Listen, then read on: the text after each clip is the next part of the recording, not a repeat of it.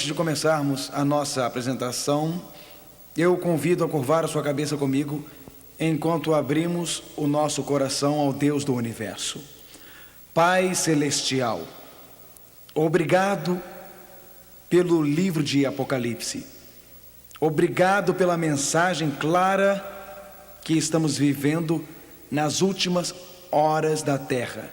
Conceda-nos hoje à noite corações para te amar, mentes para compreender a tua palavra, ouvidos para escutar a tua voz falando a nós pessoalmente. Conceda-nos hoje à noite um amor por ti, mais forte do que qualquer outro amor em nossa vida. Em nome de Jesus, amém. O tema desta noite é intitulado Enfrentando o Juízo do Apocalipse. Como encarar este julgamento com confiança? Ele foi chamado de julgamento do século. Dezenas de milhares de americanos, homens e mulheres por todo o mundo, assistiram o julgamento de um ano.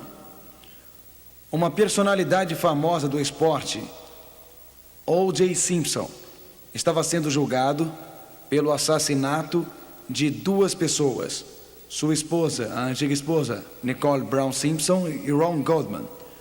As cenas são bem conhecidas para nós que moramos nos Estados Unidos, e elas se tornaram cenas bem conhecidas ao redor do mundo. A personalidade foi absolvida. O juiz Lance Ito, o juiz que estava presidindo o caso, o acusado O.J. Simpson. Os advogados da defesa também se tornaram nomes muito conhecidos nos Estados Unidos e em todo o mundo. Muitas pessoas perdiam horas todos os dias assistindo ao julgamento. Provavelmente nenhum julgamento na história dos Estados Unidos polarizou tanto a nação quanto este julgamento. Marcia Clark, a procuradora assistente do Distrito de Los Angeles, era uma das promotoras públicas. E, novamente, os Estados Unidos prestaram atenção nas alegações. As alegações eram notícia nos jornais do outro dia. Escutamos enquanto Johnny Crockett deu suas réplicas. A nação estava com a atenção presa. Na verdade, milhares de jornalistas se agruparam em Los Angeles para o julgamento. Existiam repórteres no tribunal. Existiam os estenógrafos, existiam os jornalistas da mídia. Quando o julgamento final foi dado, existiram aqueles que gritaram de alegria, outros choraram. A atenção foi focalizada para o que foi chamado o julgamento do século. Este caso, na verdade, prendeu a atenção de milhares e milhões de pessoas. Erga seus olhos da terra. Não para o julgamento do século, mas para o drama das eras. Erga seus olhos de um tribunal terreno para um celestial e para o livro de Apocalipse. A Bíblia diz: e vi outro anjo voar pelo meio do céu, e tinha o evangelho eterno para o proclamar aos que habitam sobre a terra, e a toda nação, e tribo, e língua, e povo. Milhares, talvez milhões de pessoas assistiram ao julgamento de O.J. Simpson, mas dezenas de milhões, talvez bilhões, serão atraídos pelo julgamento celestial. A Bíblia diz que uma mensagem passará por todas as nações, por todas as tribos, para todos os grupos linguísticos, para todos os povos, dizendo: com que tipo de voz? Que tipo de voz, Orlando? Com grande voz, dizendo com grande voz. Dizendo com grande voz: temei a Deus e dai-lhe glória, porque é vinda a hora do seu juízo. Apocalipse 14, versos 6 e 7.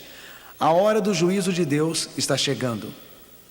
O tempo determinado para o julgamento de Deus está chegando. Aqui não é uma sessão da corte terrena, não é o julgamento do século. A corte celestial senta. Este é o julgamento das eras. Este é o drama final na história do mundo. A controvérsia entre o bem e o mal é finalmente, inteiramente, completamente decidida. O destino de toda a humanidade será decidido, não aqui num julgamento terreno, mas no julgamento das eras no céu.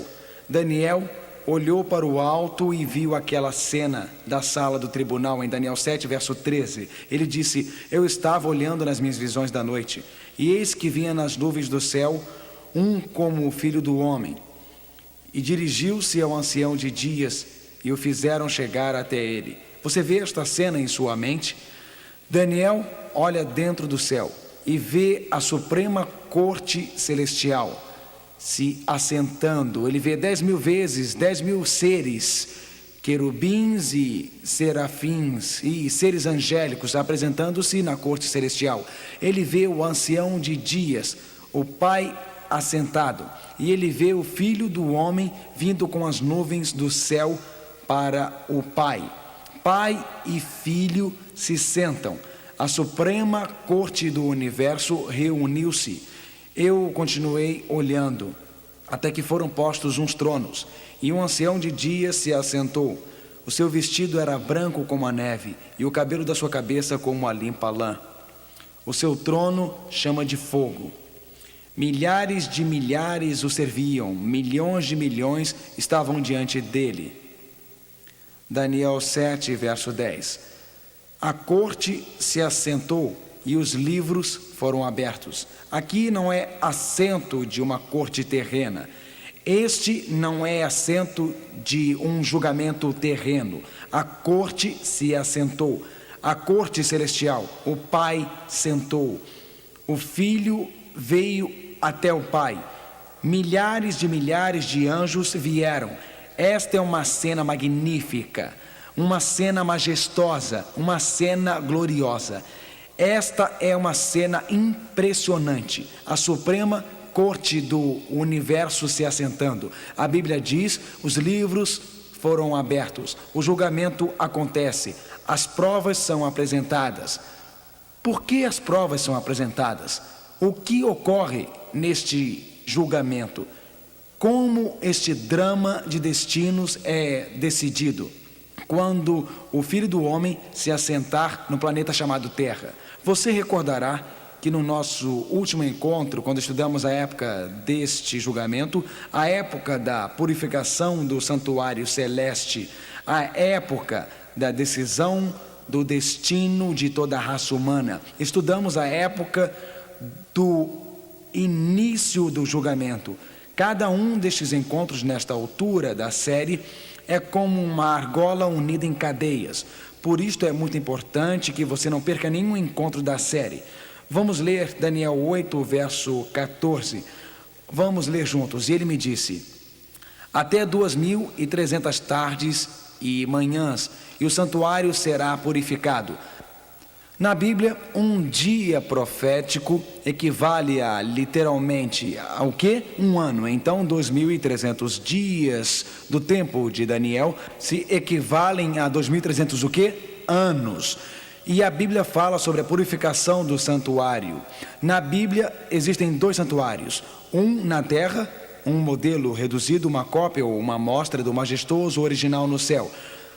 2.300 anos após os dias de Daniel, obviamente, não existiria nenhum santuário na terra, porque quando Jesus morreu, o véu do templo terrestre foi partido em dois.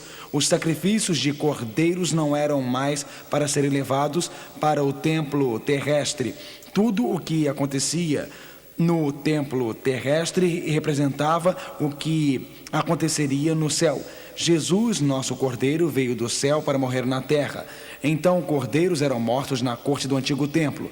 Depois da morte de Cristo, ele ascendeu para o santuário celeste. Depois da morte do Cordeiro, o sacerdote entrava dentro do santuário terrestre. No final do ciclo religioso judaico no santuário terrestre, existia um dia de julgamento. Então, no tempo do fim, existirá um dia de julgamento. Há 2.300 anos do tempo de Daniel, tomaria o mundo em julgamento preliminar à volta de Cristo. Estudamos isto, vocês se lembram? Os 2.300 anos começaram com o decreto para restaurar e construir Jerusalém em 457 a.C. Os primeiros 490 destes anos se aplicaram aos judeus. Eles terminaram em 34 depois de Cristo, quando os judeus crucificaram Cristo, e depois em 34 eles apedrejaram Estevão e o evangelho foi aos gentios. Estudamos isto em nosso último encontro. Se você faltou ao último encontro, peça a palestra escrita para revisar e ficar claro em sua mente. Os 2.300 anos de Daniel foram de 457 a.C. e terminaram em 1844. Desde 1844 estamos vivendo num período conhecido como o tempo do fim. Estamos vivendo num período de tempo qual a Bíblia chama de a hora do juízo de Deus. Estamos vivendo no tempo em que a areia na ampulheta do tempo está terminando agora. A corte do céu está aberta. O destino de toda a raça humana está perto de ser decidido. Aqui está uma corte em sessão que deveria prender nossa atenção, deveria parar nossas mentes muito mais do que qualquer julgamento terrestre. A Bíblia diz em Atos 17, verso 31, que Deus tem determinado um dia em que há de julgar o mundo. Nós já entramos nesta hora de juízo. O destino deste mundo está agora sendo decidido. Qual é a razão para este juízo? Por que tem que existir um juízo antes de Cristo voltar? Deus não sabe quem está salvo e quem está perdido? Por que tem que existir um juízo? Isto faz parte da controvérsia entre o bem e o mal. Você se recorda de que a Bíblia diz que Deus criou um ser de brilho deslumbrante. Este ser de brilho deslumbrante se rebelou contra Deus e levou o universo para a desobediência. Vamos ler como este ser de brilho deslumbrante, Lúcifer, finalmente se tornou o diabo e Satanás. Vamos ler sobre a sua queda. A Bíblia diz: como caíste do céu, ó estrela da manhã, filha da alva, e tu dizias no teu coração: eu subirei ao céu, exaltarei o meu trono. Agora perceba, a ênfase está no trono. Na Bíblia, onde você vê trono, você tem soberania ou domínio. Satanás diz: acima das estrelas de Deus, exaltarei o meu trono. Ele continua dizendo: e no monte da congregação me assentarei, da banda dos lados do norte. A lei de Deus foi dada do norte, então Satanás queria se assentar no trono de Deus, dando a lei de Deus. Subirei acima das mais altas nuvens e serei semelhante ao Altíssimo. Isaías 14, versos 12 a 14. Lúcifer desejava se assentar no trono de Deus. Lúcifer desejava governar, fazer leis.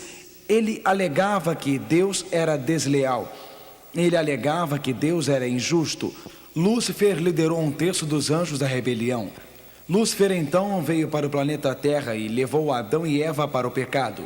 E Lúcifer tem espalhado por todo o universo que Deus é desleal, que Deus não é justo, que o caminho de Deus não é o melhor, que a lei de Deus é mesquinha e restritiva. Então Deus está em julgamento ante seu próprio universo. E Satanás tem dito que Deus é injusto. Satanás tem dito que Deus faz leis que não podem ser cumpridas. Satanás tem dito que Deus não quer que nós sejamos felizes, que Deus é parcial, que Ele tem prediletos. Os registros celestiais revelarão a justiça de Deus. Antes de Deus eliminar o pecado do universo, antes de Deus limpar o universo, antes de Cristo voltar para colocar um fim a tudo isto, será mostrado perante todo o universo, perante um mundo à espera e um universo alerta, que Deus nos ama muito, que Ele fez tudo o que era possível para poder salvar todos os seres humanos. Eu e você somos testemunhas neste julgamento. Enquanto nossas vidas aparecerem perante Deus no juízo, Deus diz para os anjos: eu poderia ter feito mais alguma coisa para salvar Mark Finley? Eu poderia ter feito mais alguma coisa para salvar Harry ou Joanna? Enquanto nossos nomes aparecerem perante Deus, será demonstrado que qualquer um que esteja perdido não está perdido porque Deus não lhe deu uma oportunidade, porque eles não tiveram uma oportunidade, porque Deus não os amava, porque Deus não desejava a sua felicidade, porque Deus não era misericordioso. Eles se perderam por causa da sua escolha, do seu poder de escolha. Quando Jesus criou a raça humana, Ele não nos criou como uma espécie de poeira cósmica na multidão, mas Ele nos criou como indivíduos. Ele criou cada um de nós com a capacidade de escolha. Ele criou todos nós com a oportunidade de fazer escolhas racionais e morais. O poder de escolha é o maior poder que cada um de nós possui.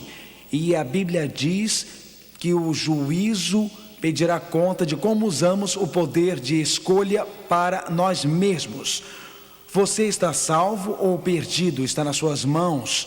O destino da salvação da sua alma não está no meio ambiente, não está na sua hereditariedade ou no que está ao seu redor, mas o seu destino é determinado pelas suas escolhas. A Bíblia ensina a realidade do juízo.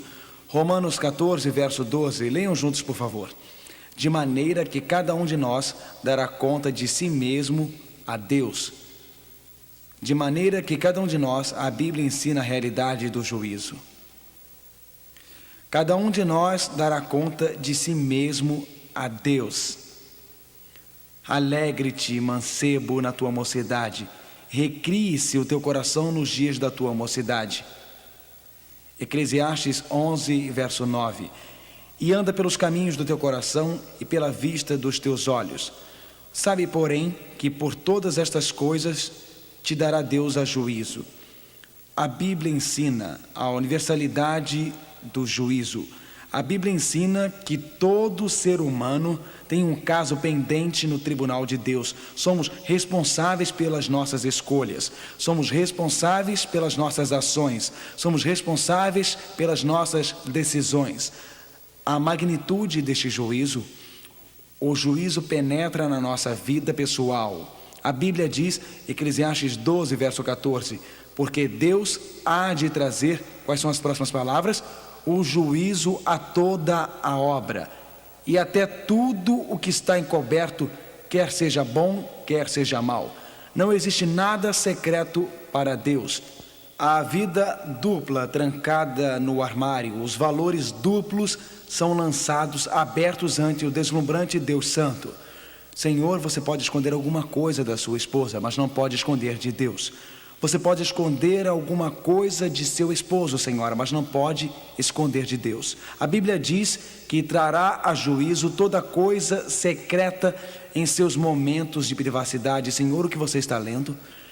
Em seus momentos de privacidade, Senhor, o que está assistindo? Senhora, na cidadela da sua alma, o que você ama? A Bíblia diz em Hebreus 4, verso 13, e não há criatura alguma encoberta diante dele. Antes de todas as coisas estão nuas e patentes aos olhos daquele com quem temos de tratar, sem fingimento, sem engano. Você pode parecer decente no exterior, Senhor. Você pode parecer honesto em seu terno listrado, segurando sua pasta enquanto vai para o escritório. Mas se você está realizando negócios trapaceiros e desonestos, a Bíblia diz que todas as coisas estão nuas e patentes aos olhos daquele com quem temos de tratar. Apareceremos perante o tribunal de Deus, não como fingimos ser, mas como nós realmente somos. Apareceremos perante o tribunal de Deus sem o nosso porte, sem o nosso exterior, mas Deus sabe exatamente a verdade. Algum tempo atrás, em um cinema que estava totalmente lotado, o filme parou. As luzes foram acesas e este anúncio foi espalhado pelo cinema. Você leu nos jornais a respeito? O anúncio foi este: Se existe alguém aqui com a mulher de outro homem, é melhor você sair rápido, porque seu marido acabou de entrar com uma arma para atirar em você. 17 casais se levantaram e correram porta fora. Isto seria divertido se não fosse tão trágico. Você pode saber o que você está fazendo, e pode ser feito coberto pela escuridão, pode ser feito secretamente. Aquele caso pode ser feito secretamente, aquele negócio conduzido ilicitamente. Aquela fraude pode ser feita secretamente. Aquela mentira, você pode ser uma coisa dentro da igreja e pode ser outra coisa fora da igreja. Você pode ser uma coisa em sua casa e outra coisa nos negócios. Você pode ter uma bela fachada ao seu redor, mas o egoísmo, cobiça e luxúria podem residir em seu coração. E no juízo será claro, será evidente, porque os registros aparecerão perante Deus quando vier o juízo. A Bíblia diz: Senhor, tu me sondaste e me conheces, e conheces todos os meus caminhos. Salmos 139, versos 1, 3 e 16. E no teu livro todas estas coisas foram escritas, as quais iam sendo dia a dia formadas, quando nem ainda uma delas havia. A Bíblia diz: tu me sondastes, ó Deus. Como você se apresentará no juízo? Existe cobiça em seu coração? Existe luxúria em seu coração? Existe egoísmo em sua mente? Você está preocupado com orgulho? O pecado destrói. Como você se apresentará quando estiver perante Deus? E você diz: Mark, eu não sei se vou conseguir passar nesse juízo. A Bíblia diz que o juízo vai profundamente, não só em nossas ações, mas em nossos pensamentos e nas nossas palavras. Perceba a profundidade do juízo. Deus sabe tudo sobre nós: pensamentos, palavras, realizações e ações. Mateus 12, versos 36 e 37 dizia: mas eu vos digo que toda a palavra ociosa que os homens disserem, hão de se dar conta no dia do juízo, porque por tuas palavras serás justificado. Leia a última frase comigo, por favor. E por tuas palavras serás condenado. A Bíblia diz que nossas palavras são levadas a juízo. Cada palavra que nós falamos, quando você estuda a Bíblia, as palavras representam uma parte muito importante. Moisés falou palavras iradas. Ele se irritou e, em vez de falar a rocha, ele bateu na rocha com palavras iradas. E Moisés não pôde entrar na terra prometida, a terra chamada Israel. Claro que Deus o perdoou, mas suas palavras iradas custaram-lhe muito caro. Você se recorda? Pedro negou o seu Senhor com palavras de maldição quando Jesus precisou dele naquela noite. Pilatos perdeu sua alma porque no julgamento de Cristo, Pilatos recusou reconhecer o testemunho e suas palavras críticas, lavando suas mãos pelo Messias, condenando-o à morte. Palavras ecoadas e repetidas em sua mente. Estas palavras, cada palavra inútil, as palavras de traição de Judas. O juízo revela nossos pensamentos. O juízo revela nossas ações. O juízo revela nossas palavras. Como procede este juízo? Como eu e você podemos ter certeza de passar no juízo? Como podemos ter certeza de que quando nossos nomes aparecerem perante Deus, teremos esperança no juízo? É muito desencorajador. Antes, cheios de desespero, pensar que toda ação, todo pensamento, toda palavra, todo intento será lançado às luzes do santo Deus. Permita-me lhe assegurar que se você e eu tivermos que comparecer sozinhos perante o tribunal de Deus, na nossa nudez, com toda a palavra, toda a ação, todo o pensamento transparente perante Deus, nunca conseguiremos passar e estaremos perdidos. Mas tem que existir uma outra alternativa. Como podemos ter certeza de passar no juízo? Qual é a mensagem encorajadora na hora do juízo? Não é encorajador comparecer perante Deus com meus pecados, minha iniquidade? A Bíblia nos ajuda quando começa a descrever alguns dos livros do juízo. A Bíblia diz: então aqueles que temem ao Senhor falam cada um com o seu companheiro, e o Senhor atenta e ouve. E há um memorial escrito diante dele para os que temem ao Senhor e para os que se lembram do seu nome. Malaquias 3,16. As boas novas do juízo são que tudo está registrado, não apenas as ações erradas, mas você sabe, a Bíblia também diz que aqueles que falam palavras bondosas e amáveis, isto é registrado. Aqueles que fazem escolhas positivas, então existem palavras de encorajamento que falamos para outras pessoas. Existem palavras de esperança que falamos às outras pessoas. Palavras de alegria, você pode nem pensar nisso, mas está tudo registrado nos registros de Deus. Aquela esperança que você partilhou, aquela felicidade que você trouxe, existem palavras de coragem, elas estão todas registradas lá no juízo celestial. Sim, aquele ato desinteressado, aquele ato bondoso, estão todos registrados lá. Aquelas palavras de fé, orando com outra pessoa, levando alguém a conhecer Jesus. Estas palavras de esperança, alegria, encorajamento, fé e confiança, elas estão todas registradas no juízo de Deus. Além disso, para o juízo ser justo, ele precisa registrar não só as nossas boas ações e más ações, mas precisa registrar algo sobre nossa formação, sobre nosso ambiente, algo sobre as lágrimas de nossa vida e das dificuldades, porque as pessoas são criadas em circunstâncias diferentes, com uma formação diferente. A Bíblia diz em Salmo 56, verso 8: põe as minhas lágrimas no teu odre, não estão elas no teu livro? Cada lágrima derramada por um casamento fracassado, cada lágrima derramada por um filho, toda tristeza experimentada por causa da solidão, desânimo, depressão, está registrada lá. Põe as minhas lágrimas no teu odre, não estão elas no teu livro? Deus sabe aquela tristeza, Deus sabe as circunstâncias difíceis da sua vida.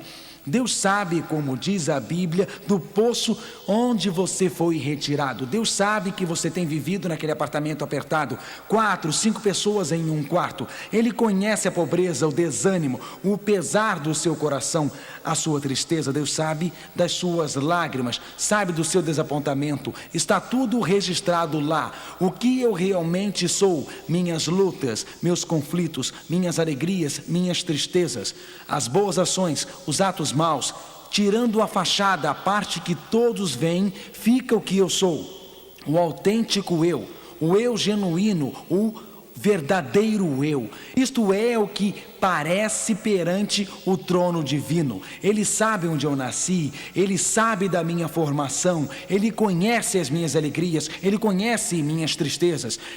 Então você pergunta: como ter certeza de ser aprovado no juízo? São as boas ações pesadas contra as más? Se eu tiver 5.192 boas ações e somente 5.191 más ações, será que Deus as pesa numa balança? Não há nada mais distante da verdade. Vamos examinar os registros divinos e um livro em particular. Claro que nossas boas ações estão registradas, claro que nossas más ações também refletem o que somos. Elas refletem nossas decisões, refletem nossas escolhas. Mas aqui está o livro mais importante de todos, o que a Bíblia menciona. Aqui está um livro da Bíblia. Se o seu nome estiver escrito nele e permanecer, você estará eternamente salvo. Se o seu nome não estiver nele e nunca for escrito nele, você estará eternamente perdido. Aqui está um livro. A decisão de pôr o seu nome nele sela o seu destino. A Bíblia diz em Apocalipse 21, verso 27, ela o chama de o livro da vida do Cordeiro. O Cordeiro é Jesus. Este é o livro em que Jesus tem os nomes dos que viverão eternamente. Agora, segundo a Bíblia, existem apenas duas classes: os salvos e os perdidos. Agora, hoje existem pessoas que são totalmente por Cristo e existem pessoas totalmente contra Cristo, e existe aquela classe intermediária. Mas segundo o Apocalipse, esta classe irá para um lado ou para o outro, por Cristo ou contra Cristo. A Bíblia diz que haverá uma colheita final. E na colheita final, em Apocalipse 22, verso 11, diz: quem é injusto, faça injustiça ainda. E quem é justo, faça justiça ainda. Duas classes, o justo e o injusto, o reto e o iníquo. A classe intermediária, que não havia se decidido, está agora se decidindo a favor ou contra Cristo. Estão decidindo seguir o Cordeiro Jesus ou ser enganado pela besta nos últimos dias. Não existirá outra alternativa: se entregar a Cristo ou se entregar à besta, seguir o Cordeiro ou seguir a besta, aliar-se a Deus ou aliar-se à besta. A Bíblia diz, Salmo 69, verso 28, sejam riscados do livro dos vivos e não tenham registro com os justos. Aqueles que desprezam o amor e a piedade de Cristo, aqueles que desprezam Cristo, aqueles que rejeitam Cristo, aqueles que têm outras prioridades em sua vida além de Cristo. A Bíblia diz que eles serão riscados do livro da vida e seus nomes serão riscados daquele livro. Mas ao que vencer, aqueles que aceitam a Cristo, para aqueles que têm Jesus como um precioso Redentor, para quem tem Cristo no coração, o que vencer será vestido de vestes brancas. E não riscarei o seu nome do livro da vida. Amém. E confessarei seu nome diante de meu Pai e diante dos seus anjos. A questão é, se apareço no tribunal de Deus com a minha luxúria, meu orgulho, minha ganância, e apareço lá no tribunal de Deus com meus pecados, e eu estarei riscado do livro de Deus e para sempre perdido. Ou se apareço em humildade e os registros de minha vida aparecem lá com Jesus, e Jesus se apresenta e diz: este é um dos meus. Sim, ele falhou, sim, ele pecou, mas Pai, meu sangue foi derramado para perdoar os seus pecados. Perdão está escrito após cada pecado. Pecado não aparece perante o Deus do universo, não aparece perante os seres celestiais do universo. Você pode pedir: pastor, diga-me claramente a verdade. Todos aparecemos perante o tribunal de Deus? Como posso ter certeza, sem sombra de dúvida, que eu serei aprovado no juízo? Como posso sair esta noite deste auditório sabendo que posso ser aprovado no juízo? Como posso sair daqui sabendo que quando meu nome aparecer diante de Deus, quando o martelo bater, que eu estarei a salvo, que o veredicto é inocente? Como posso estar certo disto? Quando a areia da ampulheta se esgotar, quando tudo terminar no final da existência. Como posso ter certeza de viver eternamente com Deus? Uma coisa é certa: eu não conseguiria por mim mesmo. A Bíblia diz em Isaías 64, verso 6: mas todos nós somos como um imundo, e todas as nossas justiças como trapos de imundícia. Todas as minhas boas ações não são suficientes para passar no juízo. Todos os gestos de bondade que eu fiz não são para minha aprovação no juízo. Romanos 3, verso 10 diz, leiam comigo por favor: como está escrito, não há um justo, nenhum sequer. Ninguém será aprovado a menos que alguém tome o lugar desse alguém. A menos que alguém tome o nosso lugar, nós não podemos ser aprovados. A lei de Deus nos condena. A lei de Deus nos diz somente: não matarás. Ela quer dizer, nem sequer fique com raiva de alguma pessoa. A lei de Deus não diz apenas não adulterarás, ela diz nem pense em luxúria. Você é puro 100% do tempo, sua motivação nunca é egoísta. Nós não podemos ser aprovados a menos que venhamos para a cruz, a menos que aceitemos a vida perfeita de Cristo no lugar de nossos fracassos. Bom, Jesus viveu uma vida perfeita porque Ele sabia que você viveria uma vida imperfeita. E no juízo, Jesus quer fazer uma troca divina. Deus amou tanto que Ele enviou o seu próprio Filho. E Cristo veio para a vida que você deveria ter vivido. E no juízo Ele apresenta a sua total, completa e perfeita justiça por nós. Ele veio morrer a morte que você merecia, para que no juízo você não fosse condenado à morte. Porque Cristo se apresentará e dirá... Vamos ler juntos João 5, verso 24. Quem ouve a minha palavra e crê naquele que me enviou, tem a vida eterna e não entrará em condenação. Que palavra maravilhosa, meus irmãos. João 5, versículo 24. Esta é a verdade. Isto quer dizer que não será condenado, que no juízo do veredicto será inocente e não entrará em condenação, mas passou da morte para a vida. Amém. Você quer passar da morte para a vida? Quantos de vocês nesta noite querem passar da morte para a vida? Jesus tomará o seu lugar no juízo. Um dos lugares mais belos e magníficos que eu já vivi foi na Europa. Minha esposa e eu vivemos 5 maravilhosos anos em Londres. E em Londres, nos arredores, Londres tem um charme especial para nós. Quando você visita Londres, os guias geralmente levam os visitantes para a Casa da Moeda. E lá dentro, os guias o levam para ver uma balança magnífica. A realeza visita a Casa da Moeda frequentemente. E até levam junto visitantes reais. Nesta balança fantástica, onde eles pesam a moeda britânica, quando o guia chega lá, ele põe 2 pedaços de papel na balança. E a balança fica equilibrada. E é tão precisa e não se move. Aí ele toma um dos pedaços de papel lá, na Casa da Moeda inglesa. A seguir, ele escreve o seu nome naquele papel. O seu nome ele escreve. E então ele coloca de volta na balança. Imediatamente aquela balança precisa baixa para um lado com a assinatura do guia. E enquanto o prato com a assinatura do guia é abaixo, o outro prato sobe. A assinatura do guia fez toda a diferença.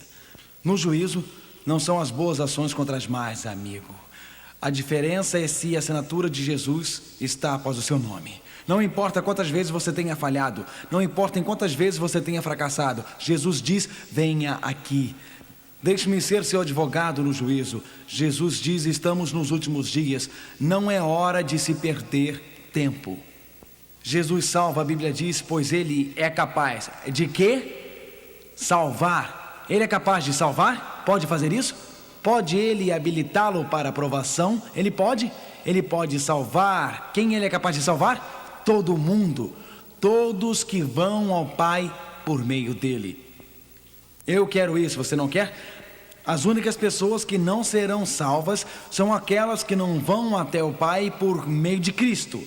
Salvação é simples. Você falhou, decepcionou a Deus, você praguejou, xingou, roubou, cometeu adultério, ou talvez você seja um respeitável pecador. Você não cometeu nenhum destes pecados grosseiros, mas por dentro você é egoísta, avarento e insano. Jesus pode te perdoar. Ele pode salvar a todos, qualquer um que vá ao Pai por meio dele. Jesus, porque Ele vive para fazer intercessão por eles. Hebreus 7, verso 25. Jesus intercede por você. Quando meu nome vier perante Deus, virá uma enorme lista de pecados. E Deus diz, aqui estão os seus pecados. Jesus diz, Pai, Tu enviaste o Teu Espírito a ele. Pai, Tu o rogaste. Pai, Tu o amaste. Pai, eu morri por ele. Pai, eu imploro. Ele quebrou a lei, mas eu guardei a lei. Ele merece a morte, mas eu mereço a vida. Pai, põe toda a dívida dele em minha conta agora. E todos os anjos cantam, Santo, Santo, Santo. Todos os anjos se regozijam, porque Jesus nunca perdeu um caso. Jesus nunca falhou para aquele que colocou a vida em suas mãos. Mas o nome do outro homem aparece, o nome de outra mulher aparece.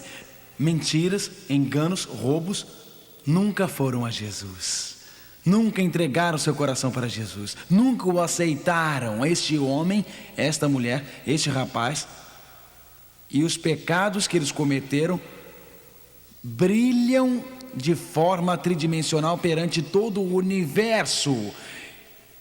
E Deus diz: fiz tudo o que era possível. Ele estendeu o seu amor, estendeu sua misericórdia, ele tentou salvá-los, nada mais podia ser feito. E após os nomes, perdido por toda a eternidade. Existem apenas duas classes. A Bíblia diz em 1 João 2, verso 1: temos um advogado para com o Pai, alguém que é por nós, alguém que nunca perdeu um caso, Jesus Cristo, o justo. Eu quero que Jesus me represente no juízo. E quando o meu nome for chamado perante o universo, quando for revelado que eu quebrei a lei de Deus e preciso de um Salvador, eu preciso de um Redentor. Quando a vida acaba, quando estamos doentes numa cama, deitados, não faz nenhuma diferença quanto dinheiro tem no banco. Não faz nenhuma diferença quanto é a sua herança. Quando você estiver respirando o seu último fôlego, só uma coisa importa: minha vida em Cristo. Eu tomei a decisão mais importante da minha vida: servir a Cristo. Na hora do juízo de Apocalipse, com a areia terminando na ampulheta do tempo, pouco antes do fim, a decisão mais importante da vida será: você tomou a decisão de seguir a Cristo? Você está escondendo algum pecado em sua vida? Se agarrando a pecados em sua vida? Existem coisas das quais não quer se separar? Olhe, Deus não pode perdoar nenhum pecado que eu escolho conscientemente me apegar. Deus não pode perdoar nenhum pecado que eu goste tanto que não irei confessá-lo. Somente quando vou a Ele, confessando os meus pecados. Somente quando vou a Ele, nesta última hora da história da terra, arrependido dos meus pecados. Somente quando vou abrindo o meu coração a Ele, Ele pode salvar-me na hora do juízo. A Bíblia diz que o tempo é curto. A Bíblia diz que agora é a hora. Apocalipse 22, verso 12: e eis que cedo venho, e o meu galardão está comigo para dar a cada um segundo a sua obra. Jesus está voltando para distribuir o galardão, e nesse momento as decisões que fazemos estarão decidindo o nosso destino eterno. Steve foi criado num lar cristão, estudou numa escola cristã, e a mãe de Steve era fiel e levava Steve à igreja quando era pequeno. E Steve gostava das coisas espirituais, mas enquanto crescia ele começou a se distanciar da religião dos seus pais. Enquanto crescia, mais e mais as coisas deste mundo o encantavam. Steve começou a beber bastante. Seu pai e sua mãe oravam por ele noite após noite. Ele frequentava a igreja, estudando numa escola cristã, mas ele achava que cristianismo era apenas para as pessoas sentimentais. Cristianismo era apenas para as pessoas intelectualmente ignorantes. E ele foi se afastando de Jesus Cristo. Viveu uma vida agitada. Tinha um objetivo e um desejo, que era o de ganhar dinheiro na vida. Steve gostava de esportes, não foi bem sucedido nos negócios. Então Steve seguiu educação física, se tornou instrutor de natação numa universidade. E ele gostava do trabalho, mas ele não sentia paz em seu coração. Uma noite, 2 da madrugada, Steve estava rolando de um lado para o outro, lutando por Cristo ou contra Cristo. Ele começou a pensar sobre a religião de sua infância. As orações da sua mãe estavam tocando o seu coração, e ele sabia que havia chegado num ponto decisivo em sua vida. Ele não conseguia dormir, ele estava perturbado. Ele disse: não, eu não quero entregar a minha vida a Cristo. Não, eu não quero andar nos caminhos de Deus. Naquela noite, porém, ele não conseguiu dormir. Então Steve resolveu ir para a piscina da universidade. Ele saltava sempre do trampolim, então ele pensou: eu vou dar alguns saltos de trampolim, eu vou liberar minha atenção, liberar minha ansiedade. Esqueça, não vou entregar tudo a Deus. Esqueça, não vou entregar a minha vida a Cristo. O preço é muito alto. Ele subiu no trampolim E enquanto estava no trampolim, esses pensamentos estavam correndo pela sua cabeça. E ele pensou: se eu estarei mergulhando dentro do pecado, será que devo voltar e entregar a minha vida a Cristo? O que devo fazer? Ele estava nessa terrível angústia mental, nesse terrível conflito interno. Ele pensava nas coisas que poderia tirar ou abandonar, hábitos que teria que colocar de lado. Mas ele pensou no juízo, ele pensou na eternidade, ele pensou na salvação. E enquanto estava no trampolim, esticou as mãos para dar um salto de anjo. A lua estava brilhando atrás dele. E enquanto ele esticava os seus braços, ele formava a silhueta de uma cruz na parede atrás dele.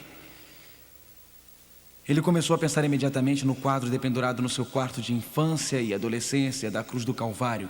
E disse: ó Deus, tu estás dando hoje à noite um sinal do teu amor.